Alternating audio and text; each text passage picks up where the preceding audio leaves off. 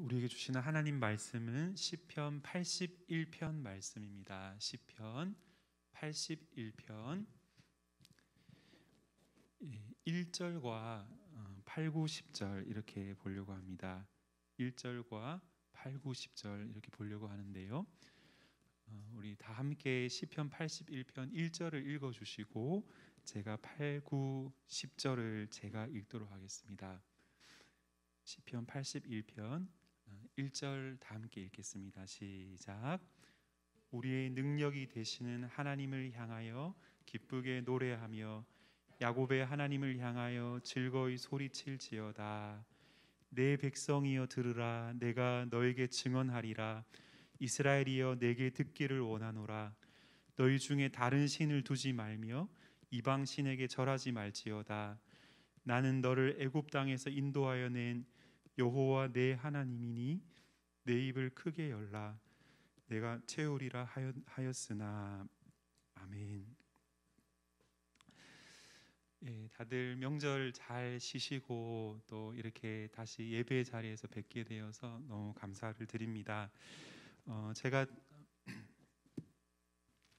최대한 본문을 그 주에 화요일 혹은 수요일 정도까지는 제가 드리려고 그러는데, 근데 이번 주에는 이런저런 일로 제가 잘 드리지를 못했어요. 하나님의 선하신 뜻과 계획 가운데 이번 주 예배 인도자가 최용호 집사님으로 바뀌셨더라고요. 근데 최 집사님께서는 먼저 이렇게 선곡을 이렇게 보내주실 때가 종종 있는데 보내주신 선곡이 오늘 본문 말씀과 너무 잘 부합되는 것 같아서 제가 할렐루야 감사한 고백을 하나님 앞에 드렸습니다. 오늘 우리가 읽은 본문 시편 81편의 말씀은 예배에 관한 본문입니다. 오늘 시편 81편은 이스라엘 백성들을 향하여서 하나님 앞에 예배 드리기를 명하는 선언으로 본문이 시작되고 있습니다. 우리의 능력이 되시는 하나님을 향하여 기쁘게 노래하며 야곱의 하나님을 향하여 즐거이 소리칠지어다. 시를 읊으며 소고를 치고 아름다운 수금의 비파를 아우를지어다. 초하루와 보름과 우리의 명절에 나팔을 불지어다. 이는 이스라엘의 율례요 야곱의 하나님의 규례로다. 하나님께서 그 백성을 향해서 여호와 하나님 한 분만을 예배하고 섬기도록 명하신 그 명령에 따라서 오늘 시인은 그 백성들 앞에 향하여서 하나님을 기쁨과 즐거움으로 예배하는 자리 가운데 나아오도록 명령하면서 동시에 그 은혜의 자리로 초대하고 있다라고 하는 것이죠. 성경은 1차적으로 오늘 이스라엘 백성들을 향해서 뿐만 아니라 사실상 이 성경을 손에 들고 읽는 모든 심령들을 향하여서 또 이 하나님의 말씀을 귀로 듣는 모든 영혼들을 향하여서 하나님 그분을 예배하라라고 명령하는 책이다라고 하는 것이죠. 1절에 보면은 하나님을 향하여라고 하면서 우리로 하여금 예배를 받으시는 참된 하나님이 계심을 말씀해 줄 뿐만 아니라 또한 예배의 방법을 명하는데 곧 기쁨과 즐거움으로 그분을 예배하라. 자신의 기쁨과 만족과 행복을 세상의 다른 어떤 대상을 통해서 그 대상 안에서 찾고 구하는 것이 아니라 오직 여호와 하나님 한 분 안에서 인생의 모든 기쁨과 참된 만족과 행복을 누리는 방식으로 즐거움과 기쁨으로 예배를 명령하고 계신다라고 하는 것입니다. 이는 인간이라는 존재가 본질적으로 예배의 특징, 예배의 성향을 지닌 존재임을 보여주는 것입니다. 모든 사람은, 모든 인간은 예배하는 인간이다라고 하는 것이죠. 칼빈 같은 사람은 이를 일컬어서 우리의 영혼 안에 종교심 혹은 종교의 씨 혹은 신인식이라 하여서 하나님의 빈자리가 존재한다, 그렇게 설명하곤 했습니다. 하나님만이 채울 수 있는 우리의 영혼의 빈자리가 있어서 하나님 그분을 통하여서 그 빈자리를 채우는 것이야말로 성경이 말하는 예배가 되고, 그렇지 않고 하나님 아닌 다른 것으로 하나님을 대체하는 다른 것으로 채우는 것이 바로 성경의 우상 숭배라 말하는 것이다 라고 하는 것이죠. 데이비드 포스터 월리스라고 하는 미국의 유명한 소설가가 있습니다. 그는 33세에 발표한 한없는 웃음거리라고 하는 장편 소설 한 권을 출판했는데 대중과 평단의 호평을 받고 일약 현대 문학의 거장의 반열에 올랐던 사람입니다. 그가 쓴 이 소설은 20세기 미국의 100대 문학 중에 하나로 선정이 되었고 20세기 미국의 가장 영향력 있고 창조적인 작가라고 하는 평가를 받았던 그는 20년 넘게 이제 우울증을 앓다가 46세에 스스로 목숨을 끊어서 생을 마감한 안타까운 삶의 끝을 맞았는데요. 이 사람은 스스로를 무신론자라고 그렇게 표현하는 사람입니다. 그런데 그가 2005년도에 그가 죽기 3년 전에 어느 한 대학의 졸업식에 졸업 축사를 하면서 그 졸업 축사의 내용이 책으로 출판이 되었는데 이것은 무리다라고 하는 그 책 안에서 무신론자인 그가 이런 표현을 남기고 있습니다. 제가 한번 읽어드릴게요. 삶이라는 매일매일의 전장에서 무신론이라는 것은 실상 존재하지 않습니다. 믿지 않는다는 개념 자체가 없다는 얘기입니다. 사람은 누구나 무엇을 믿습니다. 우리에게 허락된 것은 무엇을 믿고 숭배하느냐에 대한 선택권일 뿐입니다. 특정 신이나 정신적 존재를 믿기로 선택하는 데 있어 분명한 이유가 있다면 그 대상이 예수 혹은 알라이든 이슬람의 신인 알라이든 야훼 유대교의 하나님이나 위카 영국의 신이든 모신이든 혹은 불교의 사성제나 범할 수 없는 도덕 원칙이든지 간에 우리가 숭배하는 것이 우리를 종속시킨다고 볼 수 있습니다. 스스로 무신론자였으며 동시에 천재 작가였던 그도 인생과 세상에 대한 놀라운 통찰 가운데 그렇게 말할 수 있었다라고 하는 것이죠. 모든 사람은 무언가를 어느 한순간도 빠뜨리지 않고 믿으면서 또한 믿고 있는 그 대상을 숭배하며 살아간다라고 하는 것이죠.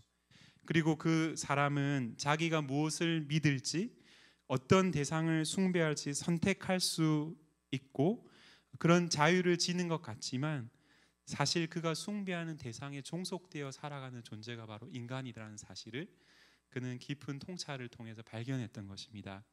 사실 저와 여러분들의 오늘 하루의 시간만 살펴보아도 우리가 무엇을 숭배하며 살아가는지를 확인할 수 있습니다.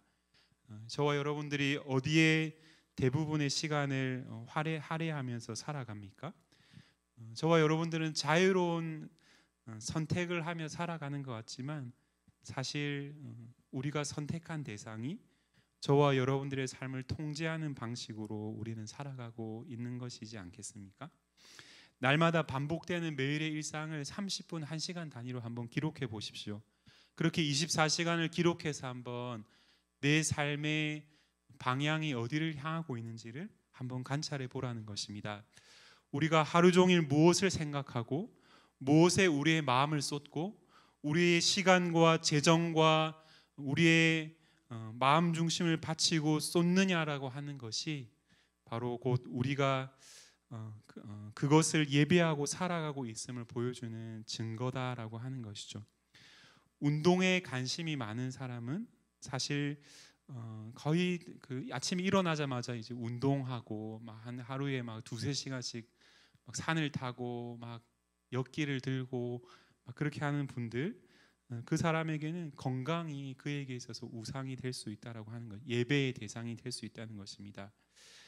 정치나 시사에 세상 돌아가는 일에 관심이 많고 그것을 아는데 많은 시간을 쏟으며 살아가는 것은 바로 그것이 그가 숭배하는 대상이 될 수 있다는 것이죠. 형제들 같은 경우에는 직장에서의 성취가 그가 예배하는 대상이 될 수 있습니다. 물론 우리 사회 구조상 어쩔 수 없는 면이 있다 할지라도 항상 야근에 찌들어 있고 또 그것 때문에 사랑하는 가족들을 보살피면서 아내와 함께 혹은 자녀와 함께 교제 나눌 수 있는 시간을 포기한 채로 살아가는 것은 사실 우리의 예배의 대상이 바로 우리의 직장에서의 성취와 성공이 되어버렸다는 사실을 보여주는 증거일 수 있다라고 하는 것이죠. 우리는 우리가 자유롭게 선택하는 바로 그 대상들로부터 사실상 통제받으면서 종속되어 살아가고 있고, 우리는 그것을 예배함으로써 원하는 무언가를 얻고자 하는 그런 존재다라고 하는 것이죠. 그런데 오늘 성경 본문은 우리가 우리의 삶의 모든 순간 동안에 누구를 믿고 의지하며 정확하게는 누구를 예배하며 살아가야 되는지를 가르쳐주고 또한 우리에게 명령하는 그런 시인 것입니다. 81편의 본문 중반에 이렇게 말씀합니다. 8절 이하를 보시면요, 내 백성이여 들으라. 내가 너에게 증언하리라. 이스라엘이여 내게 듣기를 원하노라. 너희 중에 다른 신을 두지 말며 이방 신에 절하지 말지어다. 나는 너를 애굽 땅에서 인도하여 낸 여호와 내 하나님이니 너희 입을 크게 열라. 내가 채우리라 하였으나.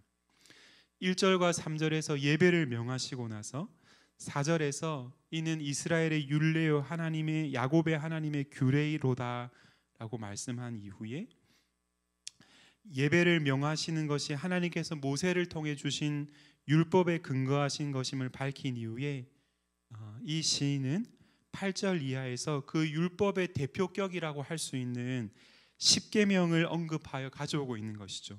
시인이 인용하고 있는 9절 그리고 10절은 출애굽기 20장과 신명기 5장에 나오는 10계명의 본문을 인용한 것이라 할 수 있는데, 너희 중에 다른 신을 두지 말며, 이것은 제1계명 곧 너는 나 외에 다른 신들을 내게 두지 말라라고 하는 1계명이고, 이방 신에게 절하지 말라라고 하는 이 명령은 바로 제2계명 너를 위해 새긴 우상을 만들지 말며, 또 위로 땅에 있는 것이나 아래로 땅에 있는 것이나 땅 아래 물속에 있는 것에 어떤 형상도 만들지 말며 그것들에게 절하지 말며 그것들을 섬기지 말라 하신 1계명과 2계명의 명령을 시인이 축약적으로 우리에게 말해주고 있는 것이죠.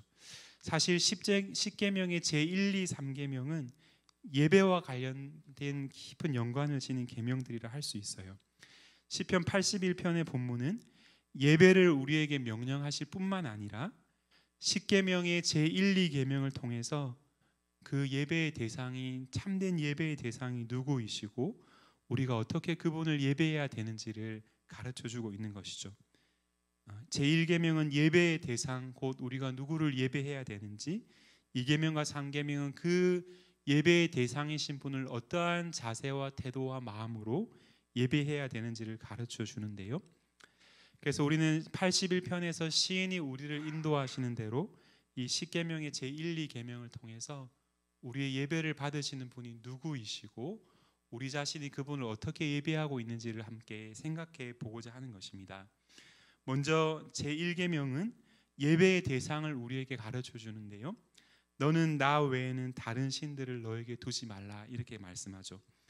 아까 말씀드린 데이비드 윌리스라고 하는 그 무신론 소설가가 말한 바와 같이 모든 사람은 무언가를 믿고 의지하며 숭배한다라고 하는 의미에서 우리는 다 어떤 신들을 다 섬기고 있습니다. 여호와를 예배하지 않는 사람도 늘 무언가 어떤 대상을 예배하며 삽니다. 바로 그런 이스라엘과 모든 인생들을 향해서 성경이 명하기를 너희는 다른 어떤 대상이 아니라 피조되고 지음받은 다른 어떤 대상이 아니라 창조주 여호와 하나님인 나만을 섬겨야 한다, 이렇게 하나님께서 우리에게 명령하신 것입니다. 참된 예배의 대상은 성경이 말씀하는 온 세상 만물을 지으신 창조주가 되시며 당신의 택하신 백성들을 애굽으로부터 건져내시되 홍해를 마른 땅과 같이 건너게 하시는 기적적인 권능을 사용하셔서 당신의 백성들을 구원하시는 구원자 여호와 하나님이야말로 참되고 유일한 예배의 대상이심을 말씀하고 있는 것이죠. 그런데 이렇게 하나님으로부터 생생한 구원의 경험을 하였고 또 하나님의 말씀을 허락받았던 이스라엘 백성조차도 넘어지기는, 이 명령 앞에 실패하고 넘어지기는 마찬가지였다라고 하는 것이죠. 여러분들이 구약을 읽어보면은 어떤 이야기들이 반복이 됩니까?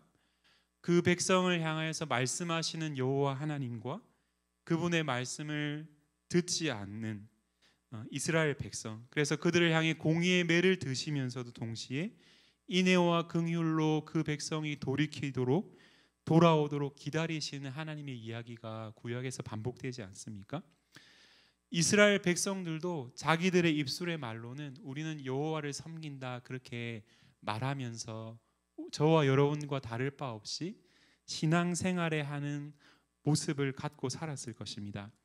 그러나 그들이 하나님을 섬기는 모습은 어떤 모습이었냐라고 성경이 말하고 있냐면은 그 백성은 여호와 하나님을 섬기면서 동시에 겸하여 다른 신들을 함께 섬기는 백성이었다라는 사실을 성경 곳곳에서 우리에게 진술하고 있는 것이죠. 사시고 참되신 여호와 하나님 한 분만을 섬긴다 말하고 있으면서도 때때로 그들이 살고 있는 땅에 비가 내리지 않으면 이내 생각하기를 비를 내려주는 바알 신에게 가야지라고 하면서 산당을 찾아서 그 바알 신을 향해서 우상 제물을 바치면서 섬기는 모습을 동시에 가지고 있었다라고 하는 것이죠. 이것이 과연 구약의 이스라엘 백성들의 모습에만 해당하는 것이겠습니까? 어쩌면 우리들 모습 속에도 그러한 모습이 발견되지 않습니까? 여러분과 저 역시도 하나님 한 분만을 섬겨야지라고 하면 머리를 끄덕이며 동의하고, 그리고 그렇게 사는 모습을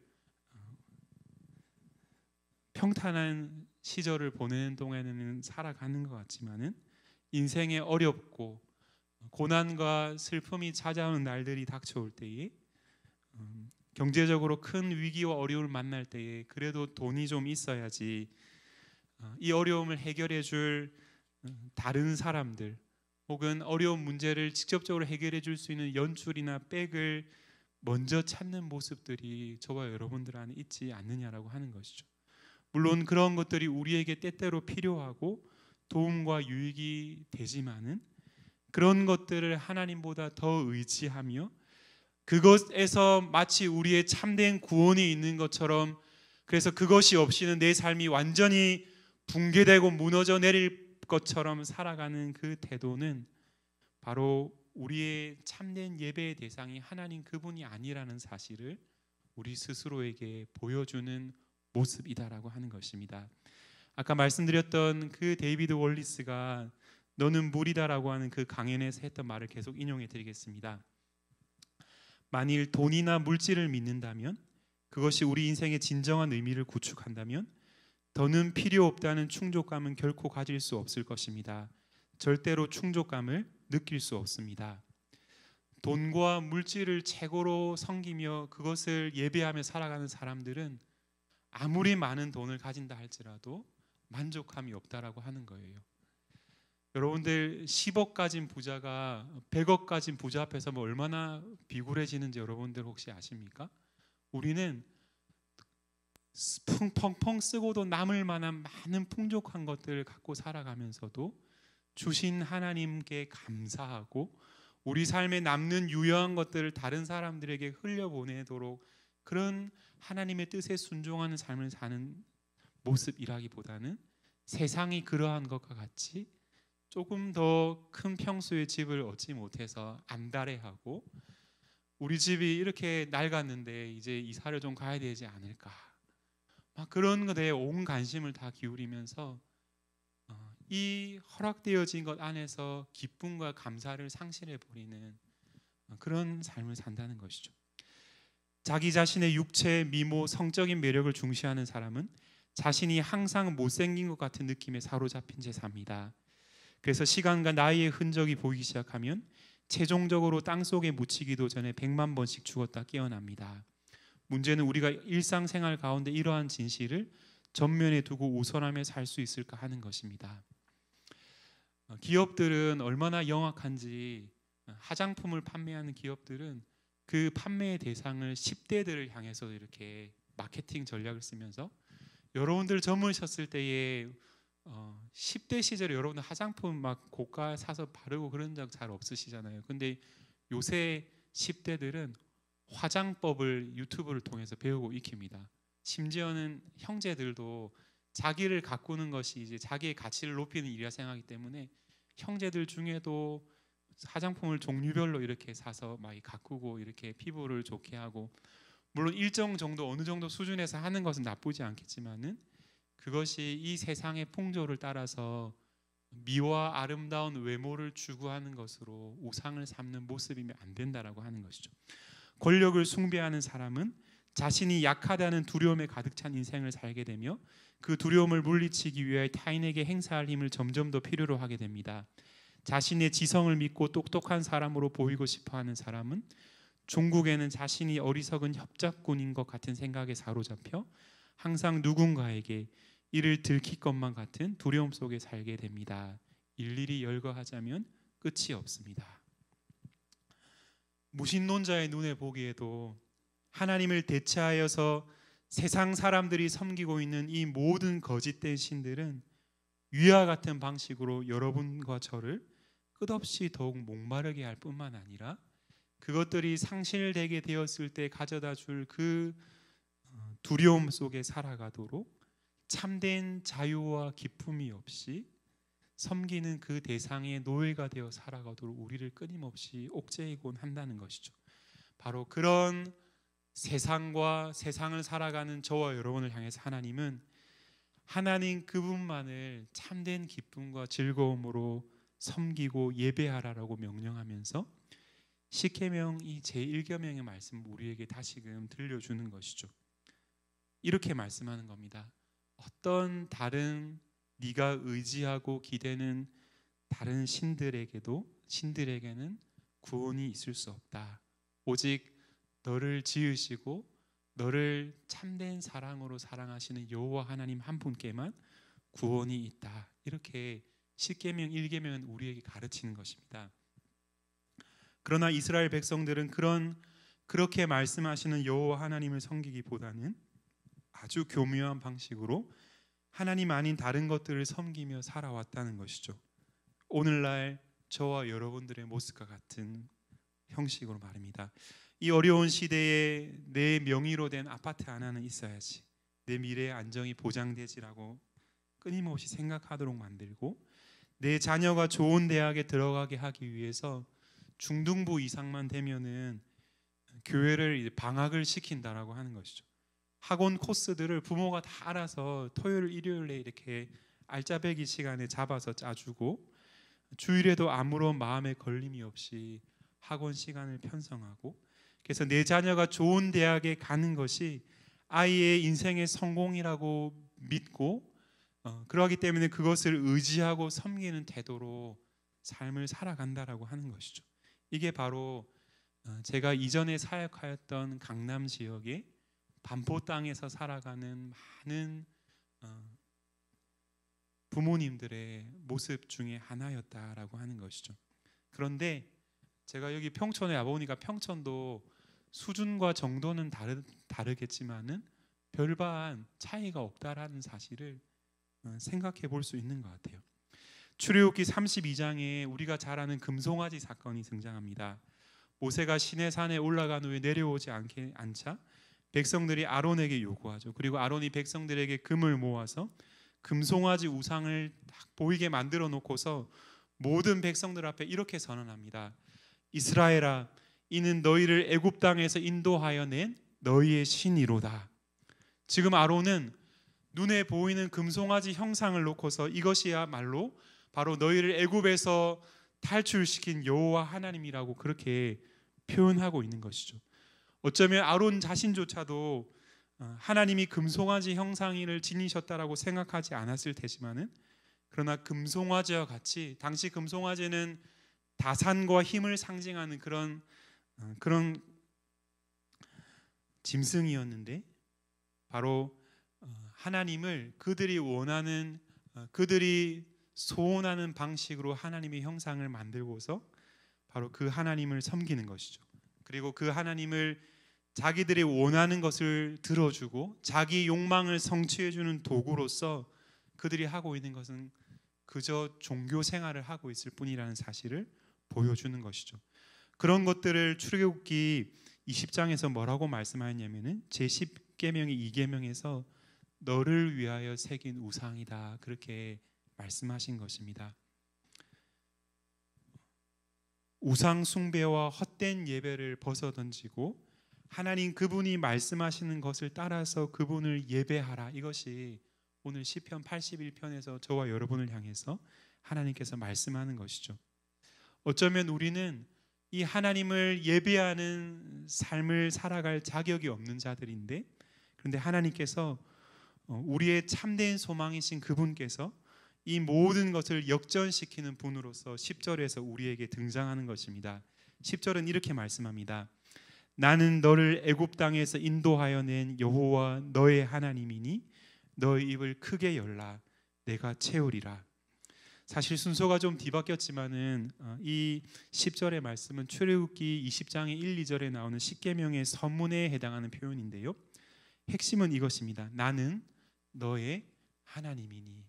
하나님 그분이 끊임없이 하나님의 명령에 순종하는 데 실패하고 하나님을 예배하는 것보다 세상에 자기의 원하는 것을 성취하는 데 도움이 될 것들을 우상으로 숭배하는 인생들을 향하여서 하나님 그분이 내가 너의 하나님이라고 말씀하시는, 내가 너를 애굽으로부터 구원하여 인도하여 낸 너의 하나님이라고 말씀해 주시는 것이 바로 우리의 참된 소망이 된다라고 하는 것이죠. 누구의 무엇 이렇게 소유격을 사용해서 설명하고 표현하는 것은 친밀하고 아름다운 것을 드러내는 표현이다, 그렇게 말할 수 있어요. 아주 친밀한 관계에 있을 때, 그래서 이 사람이 저의 아내입니다 이렇게 표현하면은 이런 표현들은 아무 대상에게나 사용하는 것이 아니라 나와 아주 특별한 관계를 갖고 있는 사람을 나의 소유가 되는 존재와 같이 여기면서 말씀하는 방식이 바로 이 성경에서 하나님께서 나는 너의 하나님이다라고 하는 표현의 의미라고 할 수 있을 텐데요. 하나님께서는 저와 여러분들을 하나님 당신의 것이다, 나는 너의 하나님이다라고 말씀하시면서 실은 그분은 당신의 가장 귀한 것, 바로 당신 자신이라 할 수 있는 아들 하나님을 아낌없이 우리를 위해 내어주시고 그분의 생명을 우리에게 주심으로 말미암아서 그분은 우리의 하나님 되시기를 그분은 기뻐하심으로 우리와 관계를 맺으시는 분이시다라고 하는 것이죠. 바로 그분이 저와 여러분의 예배를 원하시고 다른 헛된 것들을 향한 우상 숭배의 태도를 버리고서 참된 예배의 대상이신 그분께로 나와 그분을 기뻐하고 즐거워하는 것이야말로 인생의 참된 만족이라는 사실을 우리에게 가르쳐 명하고 계신다라고 하는 것입니다. 그분을 예배할 때에 참된 기쁨과 즐거움을 맛보고 누리며 예배했던 때가 언제였습니까? 하나님을 예배하러 나오는 그 자리 가운데에서 세상적으로 내게 기쁨을 주고 내게 만족을 주고 내게 위로가 되는 그 어떠한 것과도 비교할 수 없는 참된 평강과 기쁨이 하나님 그분께로부터 나에게 흘러온다는 사실을 알고 그분을 예배하기를 사모함으로 예배의 존전에 나왔던 그런 시간들이 언제였습니까? 바라기는 우리의 구원의 능력이 되시는 하나님을 향하여서 기쁨과 즐거움으로 노래하며 그분 안에서 참된 기쁨과 만족을 누리는 그런 예배가 저와 여러분과 우리 공동체의 삶 가운데 나타나고 누려지게 되기를 주님의 이름으로 간절히 소원합니다.